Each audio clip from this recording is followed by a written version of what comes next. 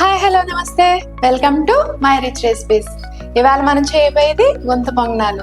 అవి ఎలా తయారు చేయాలో చూద్దాం రండి. ఇది నైట్ అంతా నానబెట్టిన 1 గ్లాస్ మినపప్పు, 3 గ్లాసెస్ రైస్ అండ్ ఒక గుప్పెడు అటుకులు. ఈ మూడు కూడా నైట్ అంతా నానబెట్టేసుకొని మెత్తని పిండిలాగా రుబ్బేసుకోవాలి.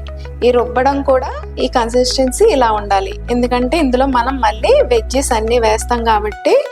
సో కొంచెం ఈ కన్సిస్టెన్సీ కొంచెం థిక్గానే ఉండాలి. ఇలా చేసేసుకున్నాక ఇప్పుడు వెజ్జెస్ కట్ చేసేసుకుని ఇందులో కలిపేసుకుందాం. ముందుగా క్యారెట్స్ తొక్క తీసుకుని మనం స్క్రేప్ చేసేసుకుందాం.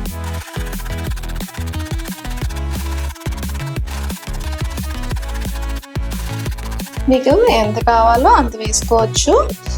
ఎక్కువ వేసుకున్నా కూడా స్వీట్నెస్ ఎక్కువైపోతుంది. సో మనం ఒక 1 క్యారెట్ వరకు సరిపోతుంది. నేను 1.5 క్యారెట్ వరకు వేసుకుంటున్నాను. ఎక్కువ వేసుకున్నా కూడా స్వీట్నెస్ వచ్చేస్తుంది. సో మనం ఎక్కువ వేసుకోక్కర్లేదు.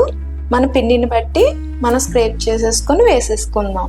ఒక 4 వరకు పచ్చిమిర్చి వేసుకుందాం. కారం కోసం మీకు సరిపడా పచ్చిమిర్చి వేసుకోవచ్చు. ఇలా చిన్న చిన్నగా కట్ చేసేసుకుని వేసేసుకోవాలి.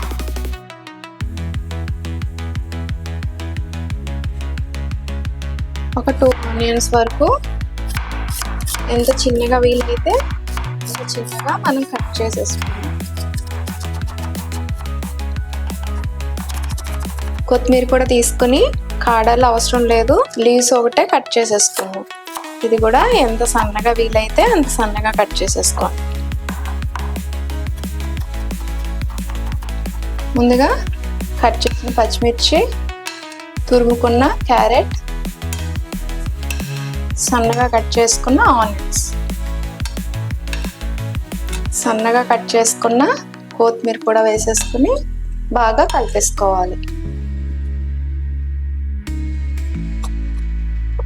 పిల్లలు క్యారెట్స్ అది ఎక్కువగా ఇష్టపడరు కదా, వాళ్ళ కోసం ఇలా క్యారెట్స్ అన్నీ వేసేసి చక్కగా ఇచ్చేస్తే ఇష్టంగా తినేస్తారు. రొటీన్గా కాకుండా ఇలాగా మనం చేసుకుంటే టేస్టీగా కూడా ఉంటుంది, పిల్లలు కూడా చాలా ఇష్టంగా తినేస్తారు. మనం వెజ్జెస్ అది వేసాం కదా, సో లాస్ట్లోనే సాల్ట్ వేసుకుని సరిపోయిందో లేదో చూసుకుని వేసుకోవాలి. గుంత పొంగనాలు ముందు వేసుకుంటే తెలియదు, మన వెజ్జెస్ కోసం కొంచెం సాల్ట్ ఎక్కువ పడుతుంది. సో ఇప్పుడు వేసుకుని కలిపేసుకోవాలి. నేను 1 స్పూన్ వరకు పట్టిందండి, వేసుకున్నాను. కలిపేసుకోవాలి. ముందుగా స్టవ్ వెలిగించుకుని, ఇది గుంత పొంగనాలు కడాయి అండి. ఇలాంటిది తీసుకుంటే మీకు గుంత పొంగనాలు వస్తాయి ఈజీగా. సో మీరు ఐరన్ అయినా తీసుకోవచ్చు, లేదా నాన్ స్టిక్ కూడా ఈ మధ్యన దొరికేస్తుంది. సో నాన్ స్టిక్ అయినా తీసుకోవచ్చు. నేను ఐరన్ దాంట్లో చేస్తున్నాను. లైట్గా ఆయిల్ వేసుకొని, ఫస్ట్ దానికి కొద్దిగా ఆయిల్ ఎక్కువ పడుతుందండి, ఇంత కూడా వేసుకోక్కర్లేదు, జస్ట్ బ్రష్ చేసుకుంటే సరిపోతుంది.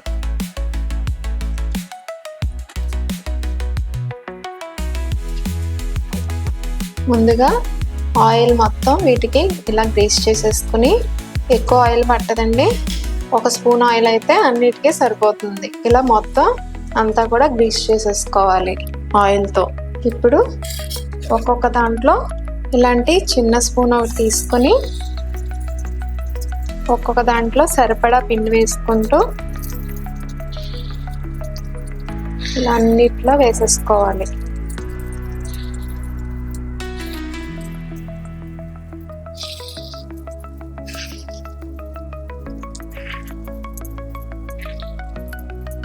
ఇప్పుడు దీనికి సరిపడా మూత పెట్టేసుకుని సిమ్లో పెట్టేసి బాగా వేగనిద్దాం.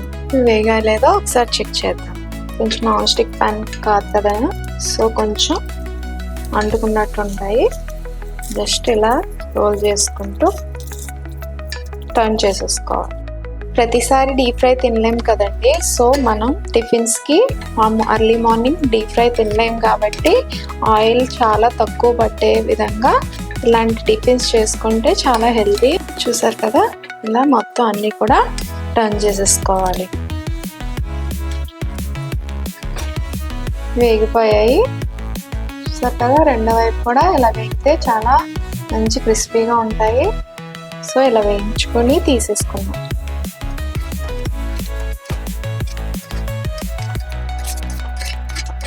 నీట్గా చేసేసుకుని మళ్ళీ ఇంకొకసారి ఆయిల్తో గ్రీస్ చేసేసుకుని, జస్ట్ నేను ఆయిల్ వేయట్లేదండి, జస్ట్ గ్రీస్ చేసుకుంటున్నాను అంతే. ఇలా గ్రీస్ చేసేసుకుని మళ్ళీ వేసేసుకుందాం. మొత్తం మీకు ఇలా ఎన్ని కావాలంటే అలా వేసేసుకోవచ్చు. ఇది వేగడానికి ఒక 5 to 6 minutes అంతే పడుతుంది. సో ఇలా వేపేసుకుని చక్కగా మార్నింగ్ టిఫిన్స్కి పిల్లలకి పెట్టేసుకోవచ్చు. నైట్ డిన్నర్కి కూడా చాలా బాగా మంచిదండి ఇది. ఒకసారి ఇలా ట్రై చేసి చూడండి.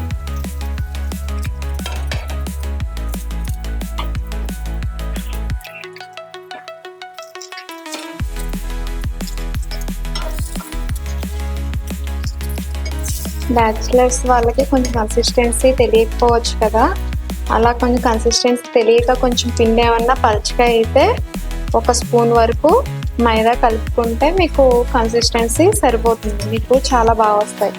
ఎప్పుడైనా కనుక మీకు వాటర్ ఎక్కువ అయినట్టు రుబ్బుకున్నప్పుడు కొంచెం, అందుకే నేను గట్టిగా రుబ్బుకోవాలని చెప్పాను కదా, ఆ కన్సిస్టెన్సీ కనుక మీకు రాకపోతే కనుక 1 స్పూన్ మైదా వేసుకున్నా ఇబ్బంది ఏం లేదు, చాలా బాగా వస్తాయి మనకి ఈ గుంత పొంగనాలు.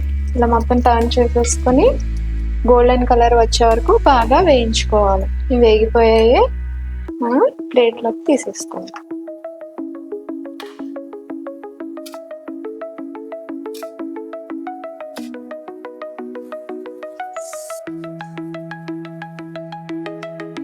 చూసారు కదా, పిల్లలు పెద్దలు ఎంతో ఇష్టపడే గొంతు పొంగనాలు. మీరు కూడా ఒకసారి ఇలా ట్రై చేసి చూడండి, ఎంతో ఈజీగా చేసేసుకోవచ్చు. ఈ రెసిపీ కనుక మీకు నచ్చినట్లయితే లైక్ చేయండి, షేర్ చేయండి, కమెంట్ చేయండి, సబ్స్క్రైబ్ చేయడం మాత్రం మర్చిపోకండి. Thank you.